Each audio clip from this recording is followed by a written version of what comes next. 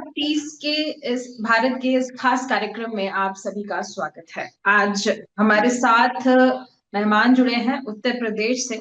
दरअसल हमारे साथ अलग अलग मेहमान जुड़ते रहते हैं और उनसे चर्चा यही रहती है कि आखिर भारत देश को मिले सतत विकास लक्ष्य जो है वो कैसे हासिल हो पाएंगे। तो आज के मेहमान हमारे साथ जुड़े हैं, समाजवादी पार्टी से ताल्लुक रखते हैं, राज्यसभा सांसद हैं उत्तर प्रदेश से जावेद अली खान जी। सर बहुत बहुत स्वागत है आपका हमारे इस खास कार्यक्रम।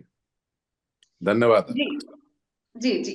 सबसे पहले सतत विकास लक्ष्यों की जब हम बात करते हैं तो एक सवाल हमेशा मेरे जहन में उठता है, वो ये है कि सतत विकास लक्ष्य जो है वो 17 है कुल मिलाकर, लेकिन कुछ ऐसे प्रमुख लक्ष्य हैं जैसे शून्य गरीबी, शून्य भुखमरी और अच्छी शिक्षा व्यवस्था।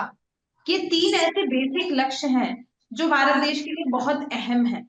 अब अगर मैं गरीबी की बात करूं तो उत्तर प्रदेश की अगर मैं बात करूं तो आप उत्तर प्रदेश को 2030 तक कहां देखेंगे गरीबी के मामले में?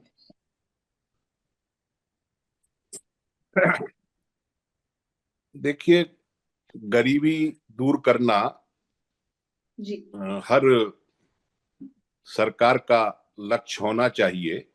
ईमानदारी के साथ उसके लिए प्रयास करने चाहिए, सरकारों को भी और अन्य लोगों को भी जो देश को के अंदर समरसता, बराबरी और अच्छी स्थिति लोगों की देखना चाहते हैं, उन सब का ये लक्ष्य होना चाहिए।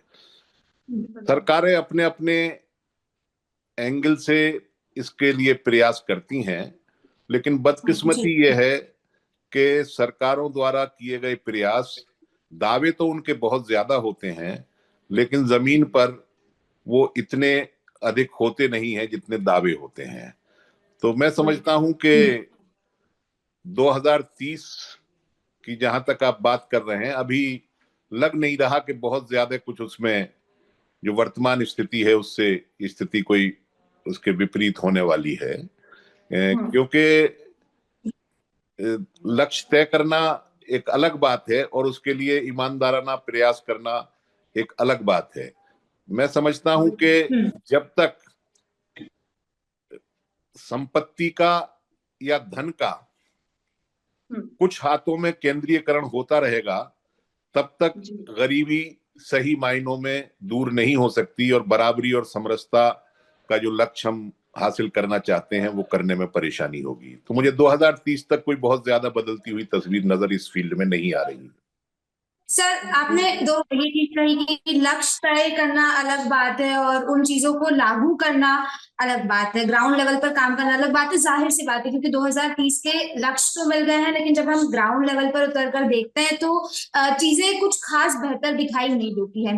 हालांकि जैसा आपने कहा कि सरकार की जिम्मेदारी और सभी सरकारों की जिम्मेदारी है, इस चीज में बिल्कुल कोई भी बैर नहीं है। तो मैं आपसे एक चीज जानना चाहूंगी, हाल फिलहाल में कुछ समय पहले उत्तर प्रदेश सरकार ने कैंपेन लॉन्च किया था, जीरो पावर्टी कैंपेन। उनका कहना है कि उनका ये लक्ष्य 2025 तक उत्तर प्रदेश को गरीबी मुक्त करने का, जीरो पावर्टी करने का। तो आपको क्या लगता है कि 2025 तक जो सरकार का ये लक्ष्य है, उत्तर प्रदेश सरकार का खासतौर पर, वो सफल हो पाएगा? इस पे आपके विचार है? देखिए, सरकार चाहे उत्तर प्रदेश की हो या देश की हो, जब तक हम देश के अंदर 80 करोड़ लोगों को मुफ्त अनाज की सुविधा देंगे तो मुझे नहीं लगता कि बहुत जल्दी इस स्थिति से हम उबरने की स्थिति में हैं। बहुत से कारण हैं, उसके राजनीतिक कारण भी हैं उस मामले को कंटिन्यू रखने के लिए, राशन की जो सप्लाई है, और दूसरे कारण ये भी हैं कि वास्तव में गरीबी है भी। तो अब वो किन्हीं कारणों से हम उस स्कीम को बंद नहीं कर पा रहे हैं, लेकिन जब तक इतने बड़ी संख्या में हम लोगों को मुफ्त राशन देंगे, तब तक हम माने या ना माने, लेकिन ये बात सिद्ध होती है कि हम बहुत ज्यादा गरीब हैं और हमारे समाज का बड़ा तबका बहुत ज्यादा गरीबी के स्तर पर है। इसलिए मुझे नहीं लगता कि बहुत जल्दी इस स्थिति से हम उबर पाएंगे। जी, एक पहला जब मैंने सवाल किया था तो आपने कहा था कि संपत्ति और धन कुछ हाथों में अगर केंद्रित रहेगा तब तक कुछ भी ऐसा खास नहीं हो सकता है। तो मैं थोड़ा सा इस बारे में जानना चाहूंगी कि संपत्ति और धन किन हाथों की आप बात कर रहे हैं? मैं जो बड़े पूंजीपति हैं, इजारेदार हैं, जो भारत के संसाधनों पर, भारत की संपत्ति पर, भारत के धन पर लगातार जिनकी पकड़ मजबूत होती चली जा रही है, डेमोक्रेसी जी के अंदर, समाजवाद के अंदर, क्योंकि हमारा देश जो है वो संवैधानिक तौर पर समाजवाद का संकल्प लेता है और समाजवादी व्यवस्था कायम करने की बात करता है, जिसके अंदर बराबरी होगी, जिसके अंदर बहुत सारे अधिकार होंगे लोगों के, सबकी हिस्सेदारी होगी देश के डेवलपमेंट में। वहां संसाधनों पर कुछ खास लोगों का या एक खास वर्ग का, जो बड़े इजारेदार पूंजीपति हैं, उनका जी लगातार पकड़ उनकी मजबूत होती चली जा रही है और जनता की पहुंच से प्राकृतिक संसाधन और दूसरे संसाधन दूर होते चले जा रहे हैं, और वो फिर उसकी कीमत वसूल करते हैं। जिन लोगों के पास वो संसाधन हो जाते हैं उसके उपयोग के लिए या उसका बंटवारे के लिए, वो फिर उसकी मनचाही कीमत वसूल करते हैं। तो मैं समझता हूँ ये स्थिति गरीबी दूर करने के लिए या बराबरी लाने के लिए, समरसता लाने के लिए बहुत सुखद स्थिति नहीं है। बिल्कुल। यहाँ पे समाजवादी पार्टी से आप ताल्लुक रखते हैं, तो मैं समाजवादी पार्टी से जुड़ा हुआ एक छोटा सा सवाल पूछूंगी। जब भी हम गरीबी, भुखमरी और शिक्षा की बात करते हैं, यहाँ पर उत्तर प्रदेश की मौजूदा स्थिति अगर देखें तो बेरोजगारी है। अगर और इस लेवल पे है, और माना जाता है कि उत्तर प्रदेश के जो छात्र हैं काफी पढ़ाई में अच्छे होते हैं, अगर उनको थोड़ी सी भी फैसिलिटी मिले तो वो आगे निकल जाते हैं। लेकिन यहाँ पर बेरोजगारी का अगर हम स्तर देखें तो वो बढ़ता हुआ नजर आ रहा है। लोगों की ये शिकायत है। वहां पर हमारे कुछ लोग मौजूद हैं, उनसे बातचीत हुई, उनसे ये पता चला कि उनका ये कहना है कि शुरुआत से ही उत्तर प्रदेश के ऊपर कुछ खास ध्यान नहीं दिया गया। उत्तर प्रदेश और बिहार की अगर हम बात करें, वहां के लोगों का इस्तेमाल किया जाता है, वहां के लोगों का की जो काम करने की शक्ति है, जो आगे बढ़ने की इच्छा है, उसका इस्तेमाल किया जाता है। लेकिन ना वहां पे रोजगार है, ना वहां पे कुछ इंडस्ट्रीज आ रही हैं, ना फैक्ट्रीज आ रही हैं। माइग्रेशन एक बहुत बड़ा इशू है। तो लोगों का कहना है कि कोई भी सरकार रही हो, चाहे वो समाजवादी पार्टी रही हो, चाहे वो बहुजन समाजवादी पार्टी रही हो या भारतीय जनता पार्टी रही हो, कभी भी किसी भी सरकार ने इस राज्य के ऊपर या इन राज्य के लोगों के ऊपर ध्यान नहीं दिया है। इस पर आप क्या कहेंगे? देखिए, जहां तक समाजवादी पार्टी की सरकार के दौरान उत्तर प्रदेश के विकास की स्थिति है या बाहर के उद्योग आना का सवाल है, तो मैं समझता हूं कि जितना बेहतर स्थिति समाजवादी पार्टी के शासन के दौरान थी, इतनी आज नहीं है। आप जितनी भी इंडस्ट्री नोएडा में, नई इंडस्ट्री देखते हैं, वो सब अखिलेश यादव जी जब हमारे मुख्यमंत्री थे उसी दौरान की आई हुई है। और पहले नोएडा को कार्यकाल में मानते हैं जावेद अली खान जी, क्योंकि नोएडा तो पूरा इंडस्ट्रियल एरिया है। नोएडा के अलावा अगर हम और भी सिटीज की बात करें तो कहीं भी ऐसा कुछ नहीं है, लोग पलायन करके नोएडा चले जाते हैं। नहीं, नोएडा उत्तर प्रदेश में ही है। अगर उत्तर प्रदेश के लोग नोएडा में आकर के रोजगार तलाशते हैं तो उसको पलायन की दृष्टि से नहीं देखा जाना चाहिए।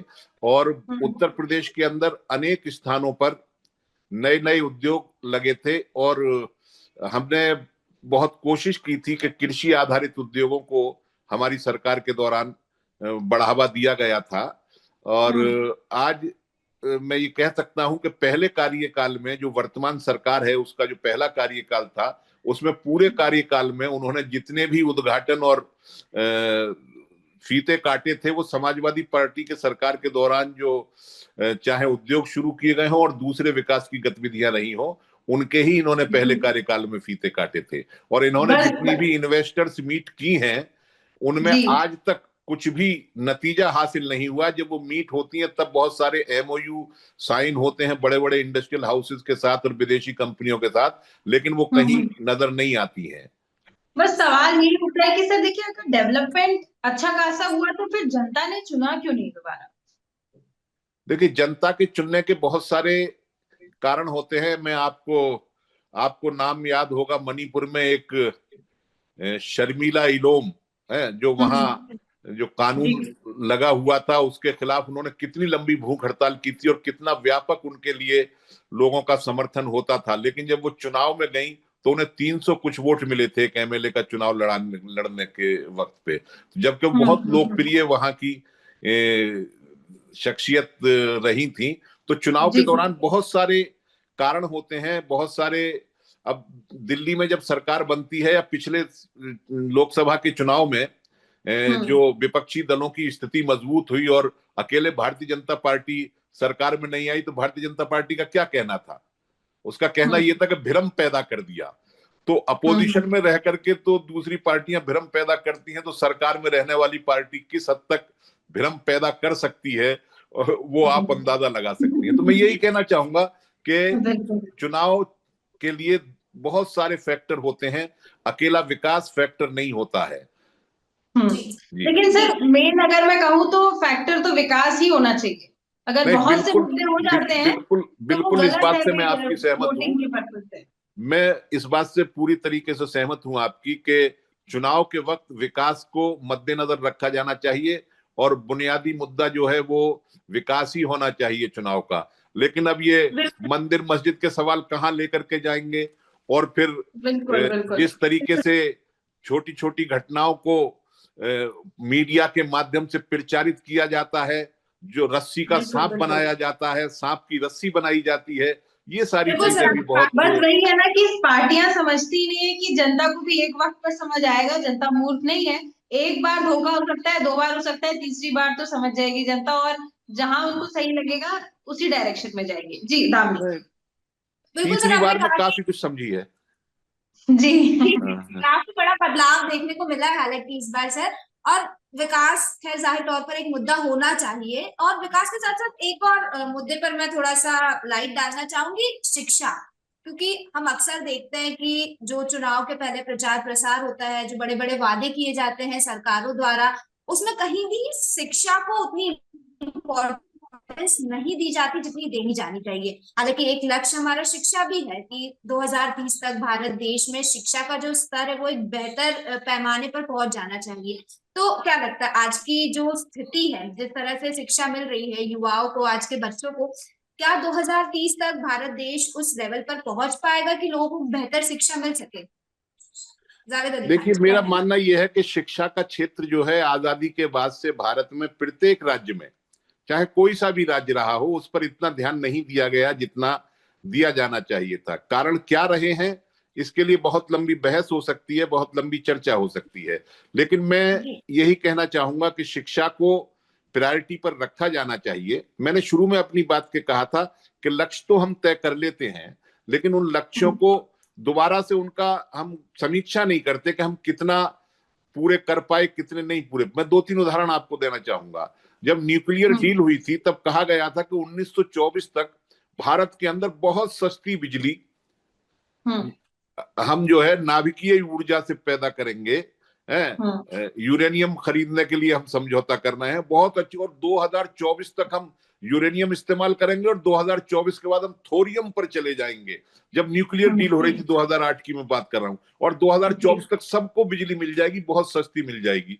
लेकिन आज की स्थिति क्या है, वो नहीं हो पा रही। अब हम सौर ऊर्जा का लक्ष्य तय कर रहे हैं, तो सौर ऊर्जा में हमने 22 में एक लक्ष्य निर्धारित किया कि हम 50% जो है 2022 तक या 23 तक हम बिजली जो है सौर ऊर्जा से जो कंजप्शन है, घरेलू कंजप्शन, वो लेना शुरू कर देंगे। लेकिन अब हमने बढ़ा करके उसे 2030 कर दिया है। अब 2070 तक हम जो है अपने लक्ष्यों को ले जा रहे हैं। तो डेडलाइन बढ़ाते चले जाते हैं, समय सीमा को हम लगातार आगे करते चले जाते हैं जो लक्ष्य तय करते हैं। लेकिन यह है कि शिक्षा के क्षेत्र में ये जो लक्ष्य भी हम तय करें उसे गंभीरता के साथ करना चाहिए। जब तक शिक्षा सबके लिए उपलब्ध नहीं होगी, सबके लिए सस्ते दामों पर शिक्षा उपलब्ध नहीं होगी, तब तक हम शिक्षा के क्षेत्र में बहुत ज्यादा प्रगति नहीं कर सकते हैं।